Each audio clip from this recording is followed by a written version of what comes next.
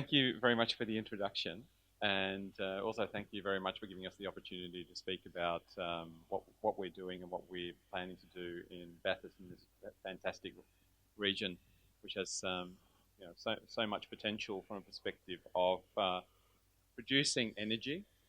And when I actually finished my economics degree from the Uni of Newcastle, I actually spent my last year at the ANU in Canberra. And when I left Australia, there was no such thing as solar, pretty much. I went to Germany after finishing my degree, and I had the opportunity to work in a research institute called the Fraunhofer Institute in Karlsruhe.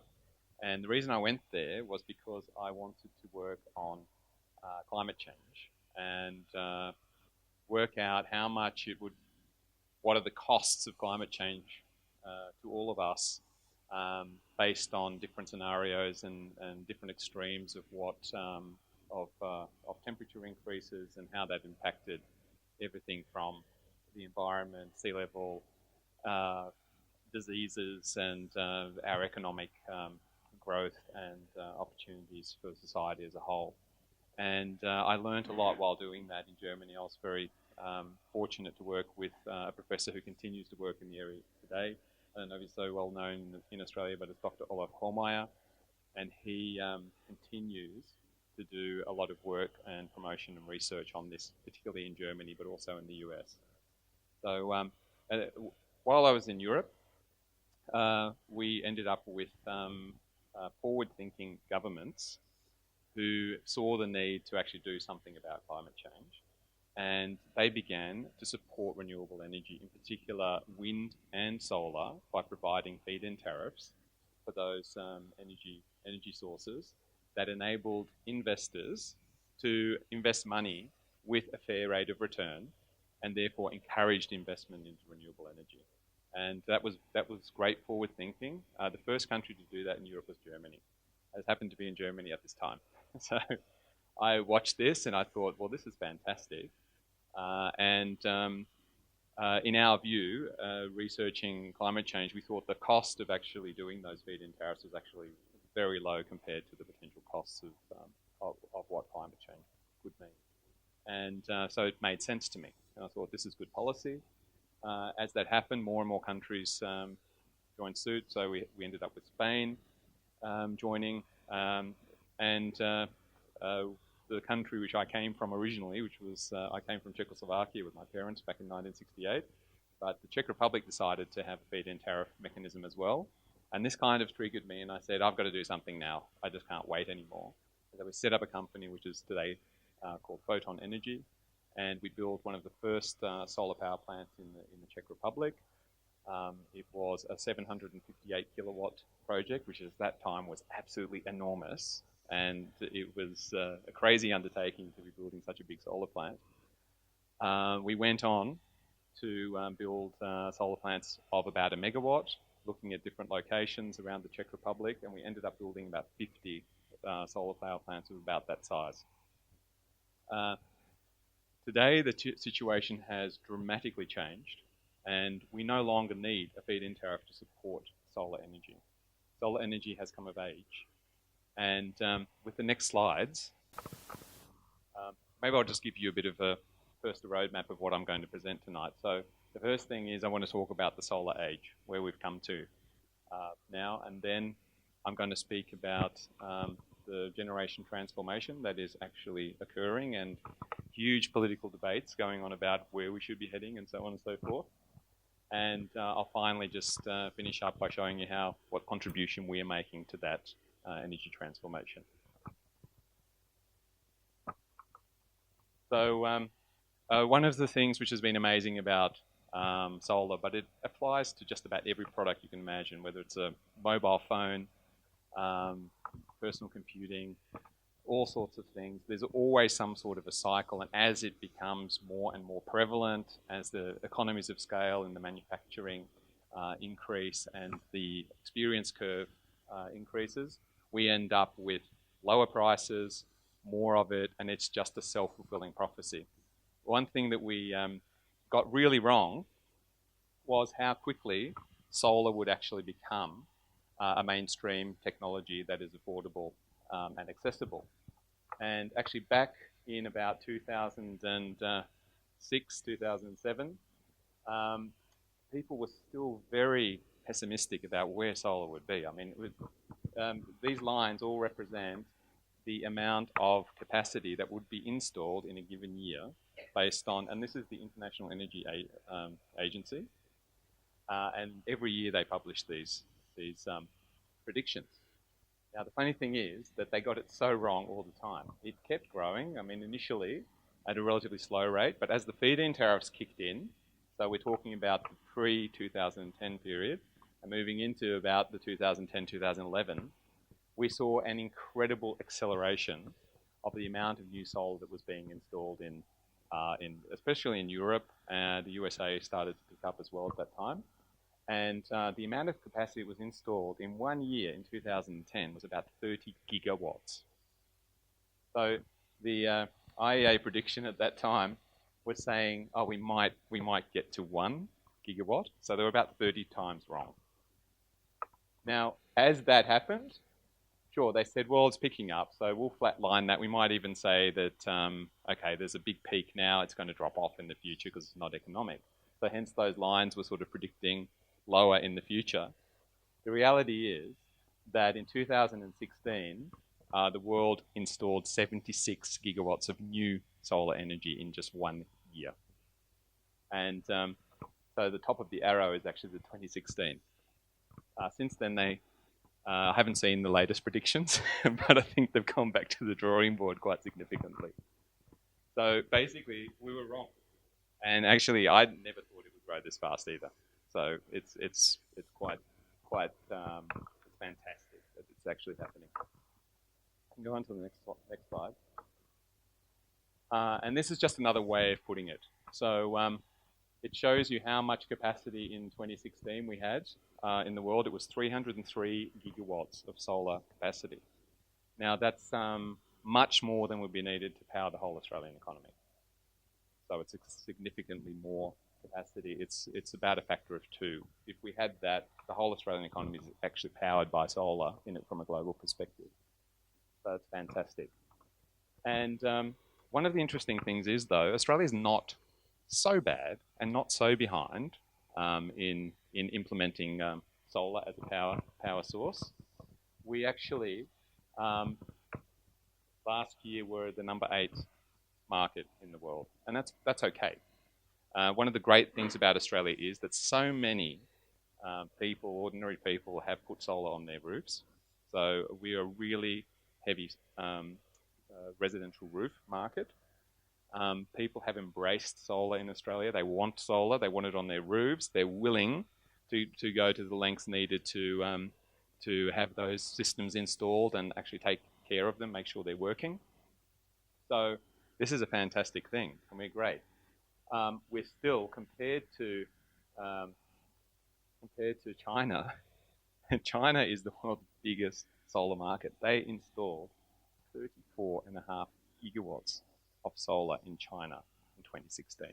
They are the number 1 solar market in the world, and that's fantastic because they're actually showing the way in many extents to the rest of the world as to what we should all be doing.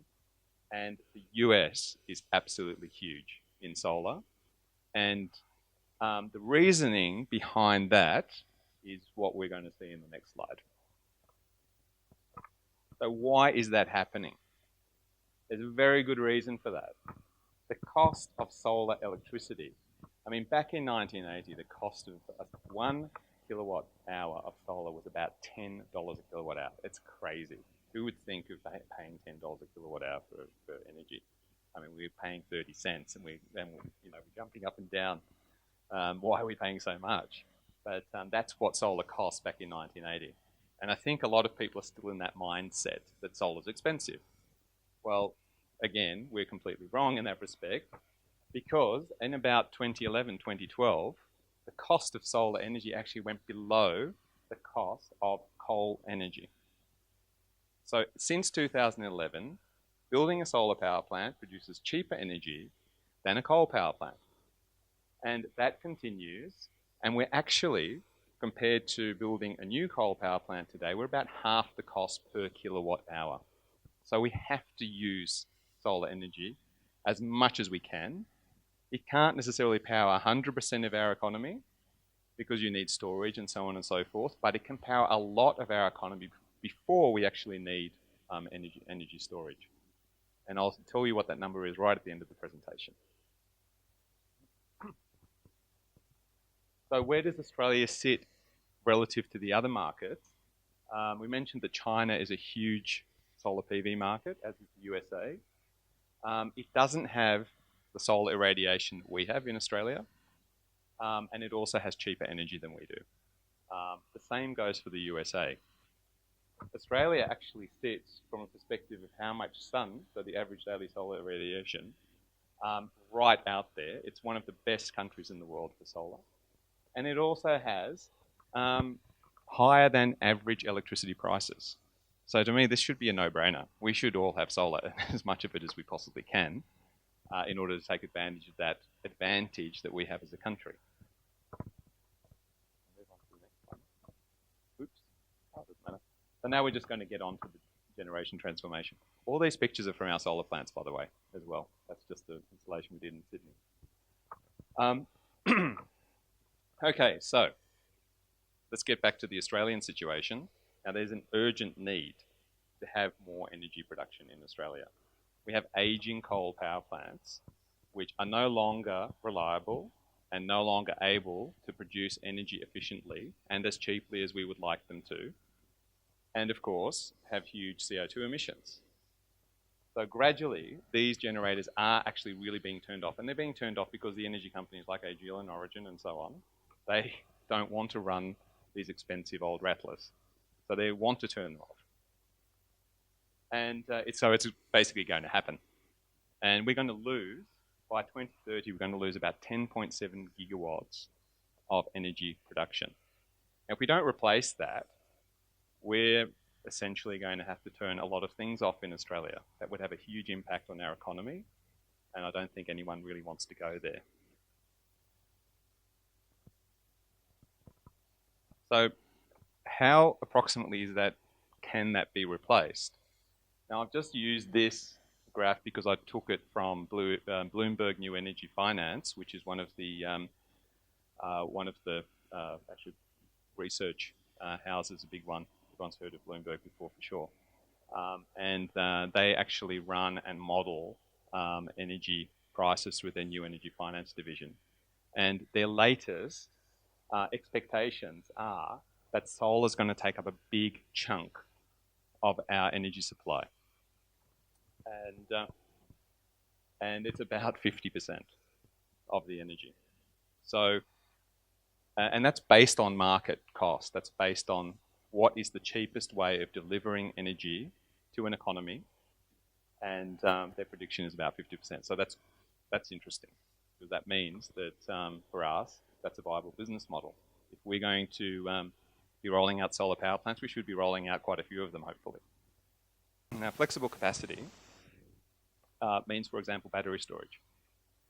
So we're going to have a certain amount of flexible capacity to be able to ensure that that power system is actually stable and can provide the energy on demand whenever we need it. And that's why you need flexible capacity.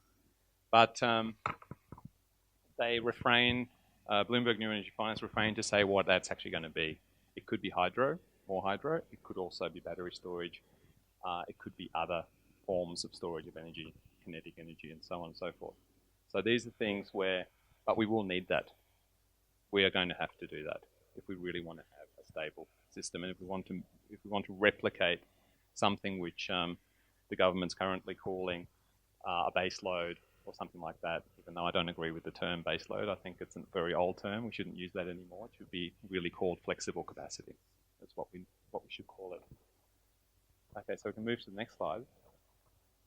Now, this just basically supports what the Bloomberg New Energy Finance have concluded through their market research, or rather through their cost estimates. And Alan Finkel, on just this last Monday, he actually came out and said that we can And if we just read it out, it's nationally and regionally, the electricity system can reach penetrations of renewable energy close to 50% without significant requirements for reliability storage. Now, that's a really important thing because we're nowhere near that sort of level of renewable energy in Australia. We are producing at the moment something in the order of 5 to 6% of our energy from renewables. That includes snowy hydro. So we're nowhere near there. So we've got to really step up our act. We've got to start doing something. I mean, renewables are cheap, available, cost effective. We should be just rolling them out essentially. So our contribution.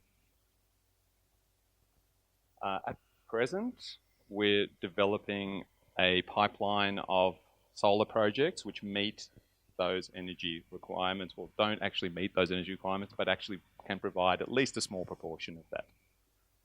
And those projects are all in New South Wales. It's the biggest energy market in Australia, so it needs the most energy. And our projects are also concentrated on the western side of the Great Dividing Range. So they're where we've got the sun, and also where we have the grid infrastructure, the existing grid infrastructure. So we're actually following the power lines around because we need to put the energy in somewhere. And one of those projects is near Bathurst, actually very close to Bathurst. It's 146 megawatts that we plan, and it's in a site that we believe we have very carefully selected because it has low impact on surrounding neighbours. It has low impact on the on environmental values in particular. Very difficult to find sites in Australia because there are so many constraints, you know, whether they're environmental constraints or other. If you just look at the EPBC map provided by the federal government, you probably get rid of about 90% of your sites, potential sites. So it is not easy to find a site. We started basically in September with feasibility, and also we presented it for the first time to council in Bathurst and also to the community. So we organised one information session back then, which was an interesting one,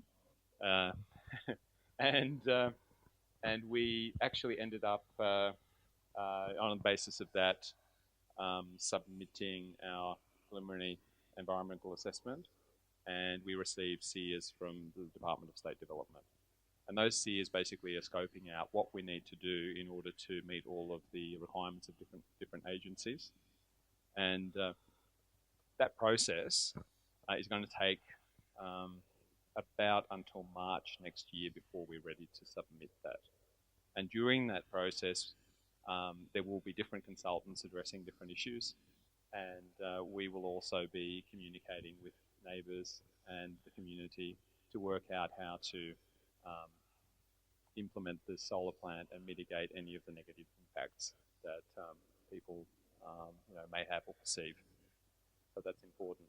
But at that time, we hope to be putting it up for public exhibition in about April next year, and that would be within that period, April to May, and after that, any submissions that are received during that public exhibition need to be reviewed and addressed.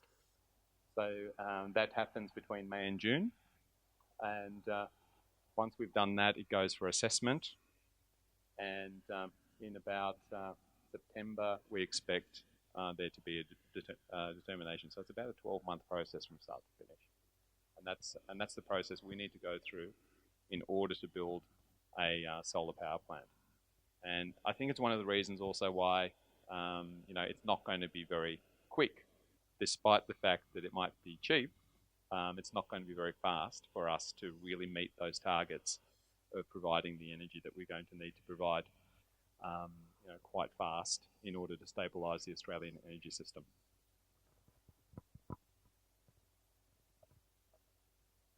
I've just got a list of some of the natural community benefits that come out of having a solar farm in the community. One of them is having a local source of power generation. So it's great to have distributed power generation in the network because it's more resilient. Rather than having one huge big power plant somewhere in the Hunter Valley, it's better to have every town having their own essential energy supply. It brings investment because it does cost money to build these power plants, but it also takes up local labour, local resources, and so on. So it does bring value to the community through construction jobs and skills, and operational jobs and skills during the operation of the power plant. We're working very heavily on co-farming. For us, this is something that enables us to maintain the use of that agricultural land so that we can continue to produce primary production and actually help to improve soil quality and so on and so forth within the PV array. So that picture of the sheep on the front panel, BREWONGLE Solar Farm is going to be something like that. It's clean, renewable energy. We all want that, right? And it means lower energy prices for consumers. And it also helps us to achieve a sustainable future. So I think, basically this is the message as to why we, should be doing solar. And those are the broad benefits of solar.